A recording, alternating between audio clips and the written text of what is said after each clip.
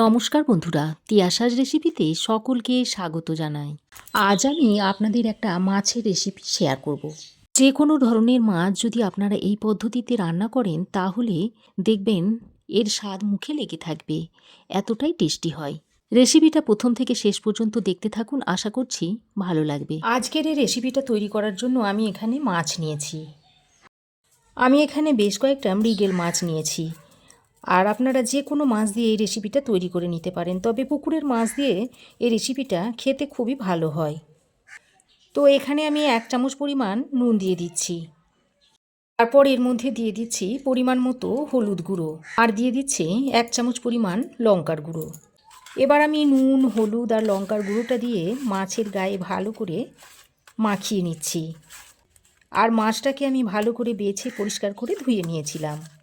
এমনিতেই আমরা মাছ রান্নার আগে মাছটাকে সবসময় ভাজার আগে ম্যারিনেট করে নিই। দেখুন, মাছের গায়ে নুন, হলুদ আর লঙ্কা গুঁড়ো দিয়ে খুব ভালো করে মিশিয়ে নিয়েছি। এবার আমি গ্যাসটা অন করে একটা কড়াই বসিয়ে দিয়েছি। তারপর এর মধ্যে দিয়ে দিচ্ছি 1 চামচ মতো 5 ফোড়ন, আর সঙ্গে দিয়ে দিচ্ছি আরও 1 চামচ মতো গোটা জিরে, আর হাফ চামচ দিয়ে দিচ্ছি কালো জিরে। তারপর এই গোটা জিরে, কালো জিরে আর 5 ফোড়নটাকে খুব ভালো করে শুকনো কড়াইয়ে একটু ভেজে নিচ্ছি। তো বন্ধুরা, আপনারা ভাবছেন যে 5 ফোড়নের মধ্যে কালো জিরে, সাদা জিরে সবই তো দেওয়া থাকে, তাহলে আবার নতুন করে কেন দেওয়া হলো? তো বন্ধুরা, আমি এখানে 1 চামচ মতো 5 ফোড়ন ব্যবহার করেছি। তাই 1 চামচ 5 ফোড়নের মধ্যে কালো জিরে আর সাদা জিরের পরিমাণটা খুবই কম রয়েছে। আর এই রেসিপিতে যেহেতু কালো জিরে আর সাদা জিরের পরিমাণটা একটু বেশি লাগবে, তাই আমি আরও 1 চামচ পরিমাণ সাদা জিরে আর হাফ চামচ পরিমাণ কালো জিরে দিয়ে দিয়েছি। তো আপনাদের সঙ্গে কথা বলতে বলতে মশলাটা আমার ভালো করে ভাজা হয়ে গেছে, আর মশলা থেকে একটা সুন্দর গন্ধ ছাড়ছে। ঠিক এই পর্যায়ে আমি মশলাটাকে একটা প্লেটের মধ্যে ঢেলে নিয়েছি। তারপর এটাকে একটু হালকা ঠান্ডা করে গুঁড়ো করে নেব। এদিকে আমি ততক্ষণে ওই কড়াইতে বেশ খানিকটা পরিমাণ সর্ষের তেল দিয়ে দিচ্ছি। তারপর তেলটা খুব ভালো করে গরম করে নিয়েছি। এবার গ্যাসের ফ্লেমটাকে একটু লো টু মিডিয়ামে করে এই যে মাছগুলোকে ম্যারিনেট করে রেখে দিয়েছিলাম সেই মাছগুলো তেলের মধ্যে দিয়ে দিচ্ছি। সবগুলো মাছ আমি একসঙ্গে দেবো না, দুবারে আমি মাছগুলোকে ভেজে নেব। অনেকেই আছেন মাছগুলোকে খুব কড়া করে ভেজে খেতেও ভালোবাসেন, আবার অনেকেই আছেন হালকা করে ভাজতে চান। তো যে যেভাবে মাছ ভাজতে চান ঠিক সেইভাবে ভেজে নেবেন। তবে আজ আমি আমার মতো করে মাছটাকে ভেজে নিচ্ছি। এদিকে দেখুন, ভাজা মশলাটা এইভাবে গুঁড়ো করে নিয়েছি। আর গ্যাসের ফ্লেমটাকে লো টু মিডিয়ামে করে মাছগুলোকে ভেজে নেবেন, দেখবেন মাছগুলো খুব সুন্দর ভাজা হবে। তো মাছগুলোকে আমি একটু লালচে করে ভেজে নিয়েছি। এবার এই মাছগুলোকে তুলে নিচ্ছি। একইভাবে ওই তেলে এই বাকি মাছগুলোকেও ভেজে নিচ্ছি। ভেজে আমি তুলে নিচ্ছি। মাছ ভাজার পর ওই কড়াইয়ের মধ্যে যে বাকি তেলটা রয়েছে ওই তেলে আমি হাফ চামচ মতো 5 ফোড়ন দিয়ে দিচ্ছি, আর একটা তেজপাতা দিয়ে দিচ্ছি। তারপর ফোড়নটাকে প্রায় 2-1 সেকেন্ড মতো ভেজে নিচ্ছি। এবার আমি এরকম একটু মোটা মোটা করে আলু কেটে নিয়েছি, সেই আলুটা এখানে দিয়ে দিচ্ছি। আর আলুর মতো করে কয়েকটা পেঁপেও আমি এরকম লম্বা লম্বা করে কেটে নিয়েছি, সেগুলো এখানে দিয়ে দিচ্ছি। আজ আমি মাছের তরকারিটা আলু আর পেঁপে দিয়ে রান্না করব।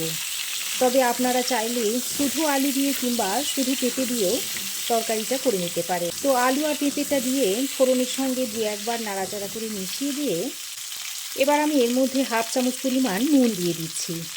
এই নুনটা দেওয়ার কারণে আলু আর পেঁপেটা বেশ অনেকটাই নরম হয়ে আসবে। এবার আমি এখানে একটা বড় মাপের টমেটো নিয়েছি, পাকা টমেটো। সেই টমেটোটা এবার এর মধ্যে দিয়ে দিচ্ছি। তারপর আলু, পেঁপে আর টমেটোটা একসঙ্গে করে ভেজে নেব। বন্ধুরা, এইভাবে একসঙ্গে করে ভেজে রান্না করলেও রান্নাটা খেতে খুবই ভালো হয়। এই পর্যায়ে টমেটোটা দেওয়ার কারণে তরকারির কালারটাও কিন্তু খুবই ভালো আসে। এবার আমি একটা ঢাকনা লাগিয়ে আলু, পেঁপে আর টমেটোটাকে বেশ কিছুক্ষণ সময় ধরে কষিয়ে নেব। তো দেখুন বন্ধুরা, ঢাকা দিয়ে আমি প্রায় 3-4 মিনিট মতো কষিয়ে নিয়েছি। আর দেখুন, এইভাবে ঢাকা দিয়ে কষিয়ে নেওয়ার ফলে দেখুন আলু, পেঁপে আর টমেটো থেকে বেশ খানিকটা পরিমাণ জল বেরিয়েছে। এই জলটা দিয়ে এই সমস্ত সবজি ভালোভাবে কষানোও যেমন হবে, তেমনি ভালোভাবে ভাজাও হবে। এবার এখানে আমি ১ ইঞ্চ মতো আদা, ২টো কাঁচা লঙ্কা একসঙ্গে করে বেটে নিয়েছি, সেটা এখানে দিয়ে দিচ্ছি। আর এইভাবে আদা, কাঁচা লঙ্কা বাটা দিয়ে যদি মাছের ঝোলটা তৈরি করা হয়, তাহলে ঝোলটা যেমন স্বাস্থ্যকর হয়, তেমনি খেতেও খুবই সুন্দর হয়। আদা ও কাঁচা লঙ্কা বাটাটা দিয়ে আলু ও পেঁপের সঙ্গে ভালো করে নেড়ে চেড়ে কষিয়ে নিয়েছি। এবার আমি এই পর্যায়ে কিছু গুঁড়ো মশলা যোগ করে দিচ্ছি। দিয়ে দিচ্ছি 1/2 চামচ মতো জিরে গুঁড়ো, 1/2 চামচ মতো দিয়ে দিচ্ছি ধনে গুঁড়ো, 1/2 চামচ মতো দিয়ে দিচ্ছি হলুদের গুঁড়ো, আর ছোটো চামচের 1 চামচ মতো কাশ্মীরি লঙ্কার গুঁড়ো দিয়ে দিচ্ছি। তারপর সামান্য পরিমাণে একটু গরম জল দিয়ে দিলাম। আর এই জলটা দিয়ে সব কিছুকে একসঙ্গে ভালো করে নেড়ে চেড়ে মিশিয়ে নিচ্ছি। তো বন্ধুরা, আপনারা মাছের রেসিপি তো অনেকভাবেই খেয়েছেন। এইভাবে একবার 5 ফোড়ন দিয়ে মাছের রেসিপিটা তৈরি করে খেয়ে দেখতে পারেন। আশা করছি আপনাদেরও ভালো লাগবে।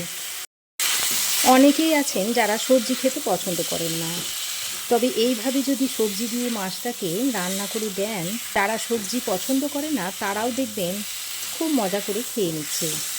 তো দেখুন, সব কিছুকে ভালো করে নেড়ে চেড়ে মিশিয়ে নিয়েছি। এবার আমি এই পর্যায়ে পরিমাণ মতো গরম জল দিয়ে দিচ্ছি। আর যে কোনো রান্নাতে এইভাবে গরম জল ব্যবহার করবেন, দেখবেন রান্নাটা খুবই সুন্দর হবে। রান্নার স্বাদও যেমন ভালো লাগবে, আর রান্নাটা হয়েও যাবে তাড়াতাড়ি। তো সব কিছুকে একবার ভালো করে নেড়ে চেড়ে মিশিয়ে নিয়েছি। এবার আমি এই পর্যায়ে আরও কিছুটা নুন দিয়ে দিচ্ছি। আর 2টো কাঁচা লঙ্কাকে চিড়ে নিয়েছি, সেটা এখানে দিয়ে দিচ্ছি। তারপর আবারও সব কিছুকে একসঙ্গে ভালো করে নেড়ে চেড়ে মিশিয়ে নিচ্ছি।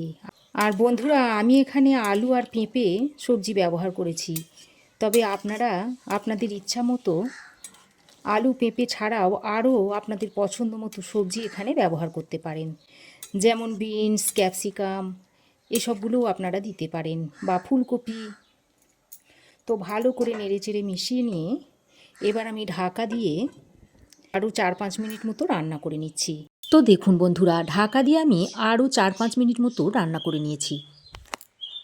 আর এই 4-5 মিনিট ঢাকা দিয়ে রান্না করার ফলে দেখুন আলু বেশ ভালোভাবে সেদ্ধ হয়ে গেছে, পেঁপেটাও মোটামুটি সেদ্ধ হয়েছে, তবে আরও কিছুটা সেদ্ধ হতে বাকি রয়েছে। তবে এতে কোনো অসুবিধা নেই, আলুটা ভালোভাবে সেদ্ধ হলেই চলবে। এবার আমি যে মাছগুলো ভেজে রেখে দিয়েছিলাম, সেই মাছগুলো এর উপরে এইভাবে সাজিয়ে দিয়ে দিচ্ছি।